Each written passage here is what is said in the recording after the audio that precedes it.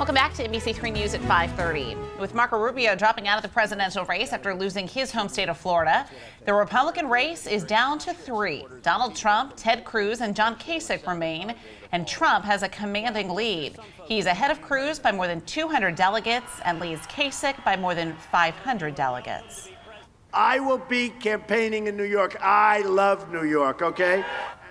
That's Donald Trump saying how much he loves New York and likely to be the first candidate to visit Syracuse prior to that April primary, according to former GOP governor nominee Carl Palladino, who has publicly endorsed Trump. Says it's not only logical for Trump to visit, but also likely, and expects to have some plans develop over the next week to 10 days or so. Joining us now is the Onondaga County Republican Chair, Tom Dadey, who also has been a Trump supporter. Are you establishment Republican Party, or are you Trump supporter, or can those be both the same?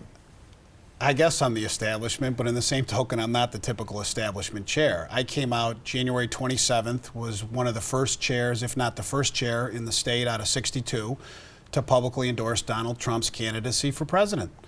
I've gotten to know him over the last couple of years. He was considering running for governor. He came to Syracuse and was our guest speaker at a fundraiser we had 2 years ago, March. So there's a lot of enthusiasm and a lot of excitement around his candidacy, and the field is really getting narrowed. Now it's down to 3 candidates. We have Donald Trump, who's from New York, who should do well, very well in his home state, and 2 other candidates.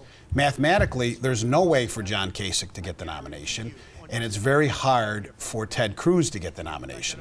Donald Trump has a real good shot of locking this up prior to getting to the convention. And while Donald Trump really has garnered so much support across the country, there seems to be this schism within the Republican Party where a lot of people like him and a lot of people really don't like him. So what do you say to the people who say, I will not vote for Donald Trump, who are Republicans? Well, first of all, we're going to get to November. We're going to see who he picks for a vice presidential candidate. The party will be unified because the goal is going to be to beat Hillary Clinton. And that's what our goal is going to be. We will beat Hillary Clinton. The one thing you're seeing with Donald Trump is there's a lot of Republicans coming to the polls that haven't been to the polls the last couple of presidential cycles. There's a tremendous amount of enthusiasm.